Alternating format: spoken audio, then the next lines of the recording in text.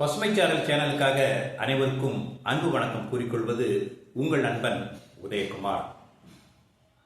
இன்னைக்கு நம்ம நாட்டில் நடக்கிற ஒரு அரசு திருவிழாவை பற்றி தான் பேசுகிறோம்.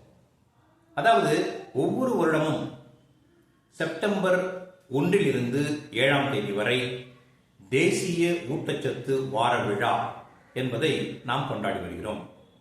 இது ஒவ்வொரு வருஷமும் நடக்குது. இதனோட முக்கிய அம்சம் என்னன்னு கேட்டீங்கன்னா, எப்பவுமே நம்ம நாட்டில் ஊட்டச்சத்து பற்றிய விழிப்புணர்வு நடந்துட்டு தான் இருக்கு, இல்லைன்னு சொல்லலை.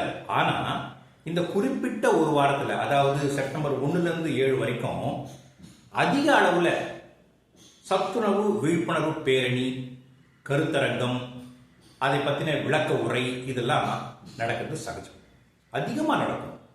ஏன்னு கேட்டீங்கன்னா, ஊட்டச்சத்து குறைபாடால நம்ம நாட்டில் இன்னைக்கும் பல நோய்கள் குறிப்பாக குழந்தைகளையும் கர்ப்பிணிகளையும் தாக்கிக் கொண்டுதான் இருக்கின்றன.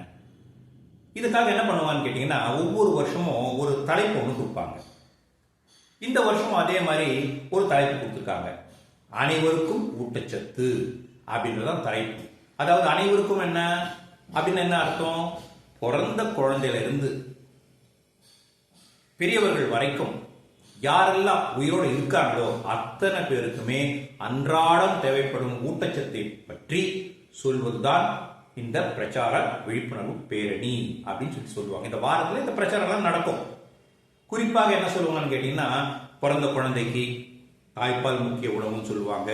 அதுக்கப்புறமா பிறந்த குழந்தைக்கு 6 மாதம் வரைக்கும் தாய்ப்பால் உணவு போதும் அப்படின்றதும், 6 மாசத்துக்கு அப்புறம் 7வது மாசத்துல இணை உணவு கொடுக்கணுன்றதும், அதுக்கப்புறம் படிப்படியா நம்ம குடும்பத்தில் என்னென்ன உணவுலாம் தயார் பண்றோமோ அதை குழந்தைக்கு கொடுத்துட்டே வரணுன்றதும், 2 வயசு ஆகும்போது அவங்களுடைய மூளை வளர்ச்சியில் 90% முடிவடையுது. அதனால சத்தான உணவை முதல் 1000 நாட்கள் நீங்க கொடுக்கணும் அப்படின்ற விஷயத்தெல்லாம் தெளிவா இந்த வாரத்தில் அனைவருக்கும் நாங்க சொல்றதுதான் எங்களோட முக்கியமான கடமைன்னு சொல்லிட்டு அரசு சொல்லுது. இது ஒரு பக்கம் இருந்தாலும், இன்னொரு பக்கம் பார்த்தீங்கன்னா, எவ்வளவுதான் விழிப்புணர்வு பிரச்சாரம் பண்ணாலும் சரி, எவ்வளவுதான் சத்துணவு பத்தி நம்ம எடுத்து சொல்லிட்டே இருந்தாலும் சரி, இன்னும் சில பேர் என்ன பண்றாங்கன்னு கேட்டீங்கன்னா, சில உணவுப் பொருட்களை கொடுக்கறதுக்கு தயக்கம்ன்றது குழந்தைகிட்ட கொடுக்கும்போது கொஞ்சம் தயங்குவாங்க. இந்த உணவு கொடுத்தா இந்த குழந்தைக்கு ஆகாதோ என்னமோ, இது கொடுத்தா இருமல் வருமோ என்னமோ, இது கொடுத்தா சளி சேர்ந்துருமோ என்னமோ சொல்லிட்டு இன்னும் கூட அந்த பயம்ன்றது நம்மள பலருக்கும் இருந்துட்டு தான் இருக்கு.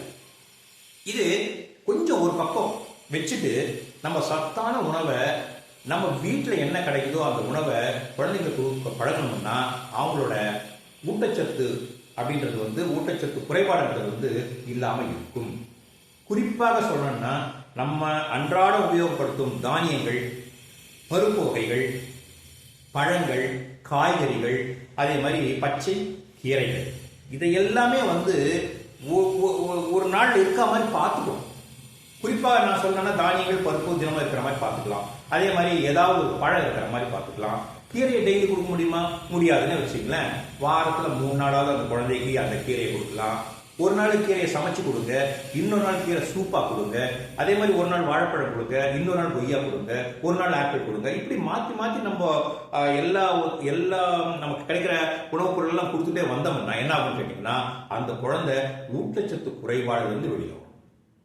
ரொம்ப ஈஸிங்க. ஊட்டச்சத்துனா எங்கிருந்தோ வரதே கிடையாது. நம்ம கிட்ட இருக்கிற அன்றாடம் உபயோகிக்கக்கூடிய உணவுப் பொருள் தான். நம்ம சுற்றி நம்ம வீட்டில் என்னென்ன பண்றோமோ அதெல்லாம் ஊட்டச்சத்து தான், இல்லைன்னு சொல்லல. ஆனா தயக்கமின்றி, எந்தவித பயமும் இன்றி நாம குழந்தைங்களுக்கு கொடுக்க ஆரம்பிச்சிட்டோம்னா அவங்க எதிர்காலம் சிறப்பாக இருக்கும். சரி, சின்ன சின்ன விஷயங்களை பற்றி நான் சொல்லிடுறேன். தினமும் புரதம் இருக்க வேண்டும். புரதம் எதுலாம் இருக்குன்னு பார்த்தீங்கன்னா, முட்டையில இருக்கு, பருப்பு வகையில் இருக்கு, பாலில் இருக்கு, தயிரில் இருக்கு.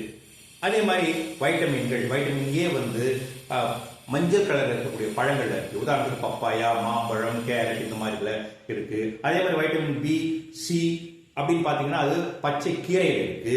இப்படி எல்லாம் நம்ம எதெல்லாம் கிடைக்குதோ அதெல்லாம் நம்ம கொடுத்துட்டே வந்தோம்னா இந்த ஊட்டச்சத்து குறைபாடு குழந்தைங்க நம்ம மீட்டு எடுக்கலாம். இததான் இந்த செப்டம்பர் 1 7 வரைக்கும் தேசிய ஊட்டச்சத்து வார விழாவில் அரசு சொல்லுது. அதை நம்ம ஃபாலோ பண்ணிட்டு அன்றாட ஊட்டச்சத்து இருக்கிற மாதிரி பார்த்துட்டீங்கன்னா குழந்தைகளோட எதிர்காலம் சிறக்கும் அப்படின்னு சொல்லிட்டு இந்த பதிவை நான் முடிச்சுக்கிறேன். அடுத்த பதிவில் சந்திப்போம்.